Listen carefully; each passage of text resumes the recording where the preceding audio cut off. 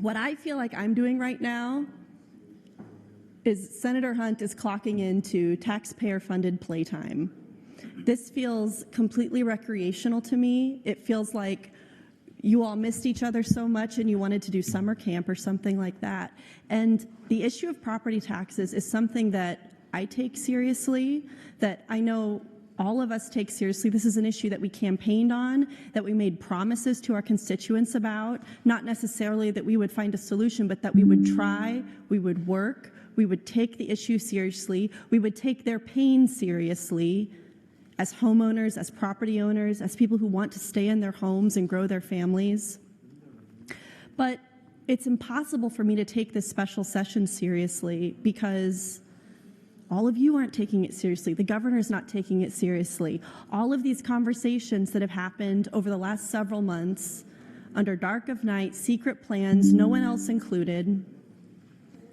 The Revenue Committee meeting, having unofficial executive sessions without all the members of the committee present. The introducer of the vehicle for I almost said Senator Pillen, for Governor Pillen's bill, running the hearing herself when it was her bill that she introduced. There's instance and instance and instance, on and on and on, of ways that procedure has been ignored. And so how can we expect Nebraskans to take this session seriously? How can we take this session seriously? This week, next week, this is when our kids are going back to school. This is when Nebraskans are getting their sports physicals and buying their 2-pocket folders and their number 2 pencils and getting their kids together. And we're expecting them at this time to A, understand that we're in a special session, B, figure out when they're going to be able to come in and testify about the fact that every single thing that they go and buy at the grocery store, everything that they need to get to run their lives and get along is going to be going up in taxes because of the work that we're doing down here to screw up their lives. To pacify the ego of one man, who I Freudian slip called Senator Pillen. You know, Senator Moser is term limited. Maybe Governor Pillen should run for his seat if he wants to legislate so badly. He's got lots of ideas, and the legislature, every step of the way, has been willing to carry those ideas, not as a separate branch of government, not following the procedures that we have in our branch of government, including adequate notice for hearings. There was a hearing yesterday for an amendment in the Revenue Committee that didn't have adequate notice, that people didn't know was happening. To say nothing of expecting people to get childcare, to take time off work, to compose their thoughts, to come down. And then when they do that, their chairwoman of the committee, Senator Linehan, berates them for coming in opposition. All of us in this body were listening to those hearings, Revenue Committee. I have a lot to say about how those were run. The governor's radical plan to rewrite the tax code, to change the state budget, to change the school funding formula over the span of, what, a week? And you may come in here and say, no, it hasn't just been a week. It hasn't just been a week. We've been meeting about this all summer. You've been meeting about this all summer with the governor, with his lackeys, with his goons, with the people who have been telling you, as duly elected state senators sent to represent the people who put you here, you've been saying, yes, sir, where do I sign? How high?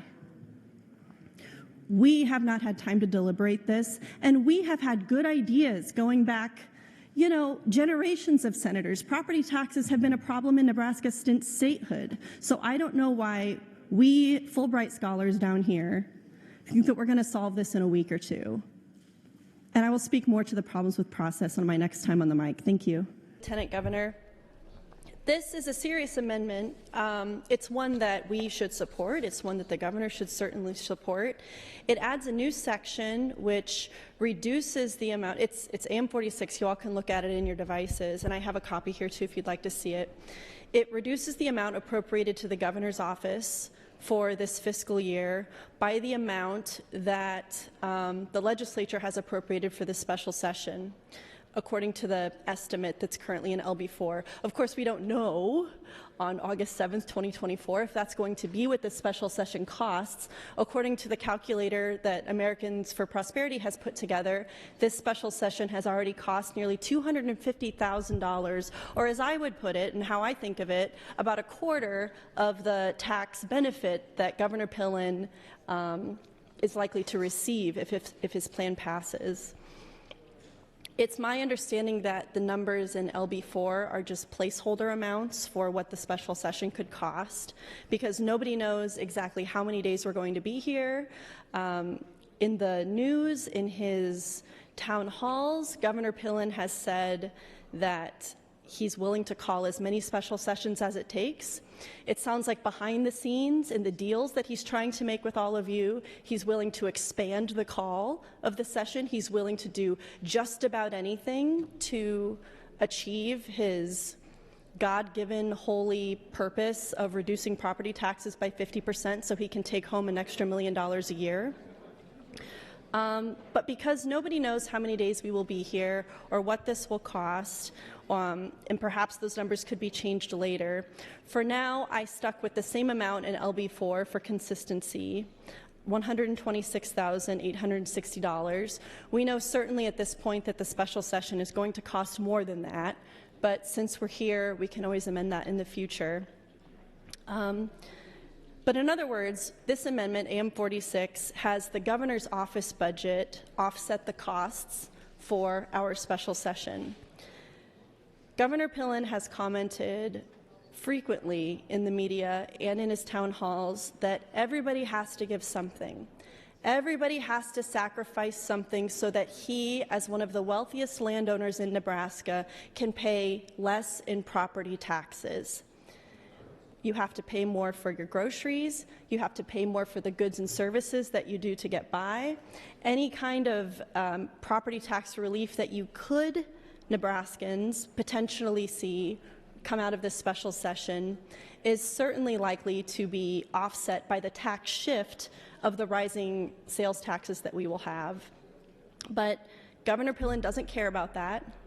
He doesn't care about how much taxpayer dollars he's wasting through this special session, which doesn't have the votes, doesn't have a solid plan, has him scrambling behind the scenes in who knows how many group text messages, which is Nebraskans, probably 30 to 40% of how this special session has been legislated, if you'd like to know that. All of these things he's doing to try and get anything to stick. So if we're serious about this, if he's going to keep calling him over and over and over again until he gets his $1 million a year back, whatever it is, then I think he should be the one to pay for it. He's also said in the news,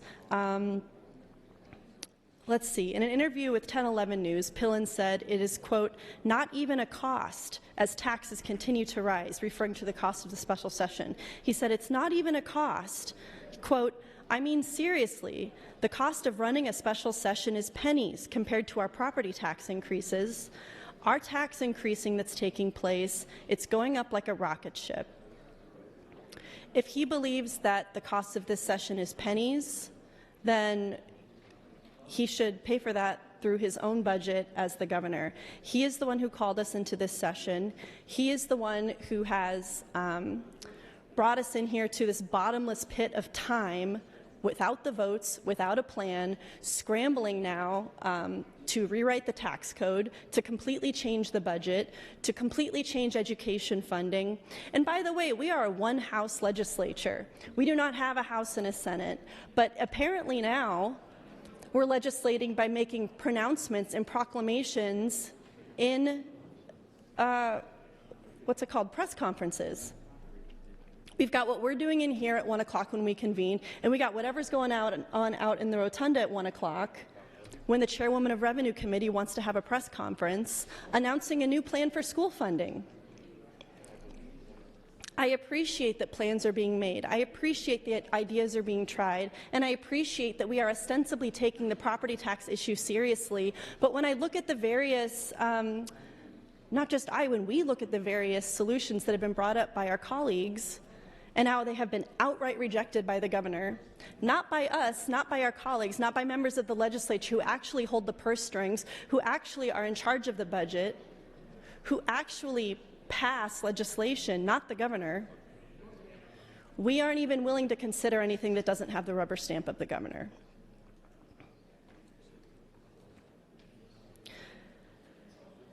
One thing you could ask is, why not just strike the places in LB4 that has funding for special session coming from the general fund and replace it with governor's office budget? The reason I did want to do that initially, but we can't appropriate from one program to pay for another program directly to Legislative Council for special session. And we also just drafted it this way, AM 46, for simplicity's sake, to avoid a conflict with an additional amendment to LB2, which would adjust the biennial budget as part of the governor's special session budget. This is the biggest tax hike in history, colleagues and Nebraskans. This has been widely reported in the media. The governor was afraid to come to Lincoln and Omaha, the two most populous parts of Nebraska, to defend his boondoggle, to defend his plan that enriches himself and leaves you with less money. It has little to no support from the electorate. According to Americans for Prosperity, a conservative organization, only 7% of Nebraskans support this plan in this special session.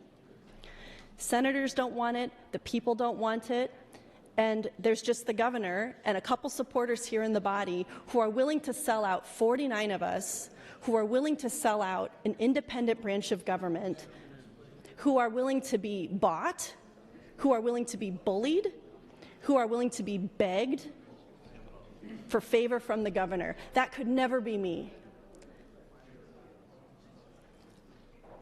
I could never go around mortified that my children, that my constituents, that people think that I could be begged or bought or bullied by Governor Pillen so that he can take home an extra $1 million a year. I take property taxes seriously. I support things like homestead exemptions. I support alternatives to school funding. I support things like legalizing gambling and weed and marijuana. I think we could bring Nebraska into 1996 and let people legally use a plant that a high percentage of Nebraskans are already using and decriminalize that process and make some money for the state in the process. I don't know why Governor Pillen or so many of you are so afraid of that. There are real solutions and there are real ideas that are serious, that respect the electorate and that respect the process of this institution and the power that we have been bestowed by the people who sent us here, not by Governor Pillen, not by the group chat, not by a revenue committee chair. And I think that we can start now to take this process seriously, to signal to Nebraskans that we are here in earnest to do good work, to help them, by starting to take the budget for this special session out of the governor's budget. So I would encourage you to vote green on AM 46, and we can move forward. And 1 minute. Thank you, Mr. President, and continue to negotiate in good faith and move past the fact that the only reason we are here, the only reason this situation exists, is because the small group meetings in dark rooms with a hand-picked group of people didn't take negotiations seriously over the summer. They had only one plan in mind, and now they are scrambling for votes and deals, willing to be bullied and bought, so that this failed governor can have a bonus do-over for his bill that failed last April because his feelings are hurt. Thank you, Mr. President.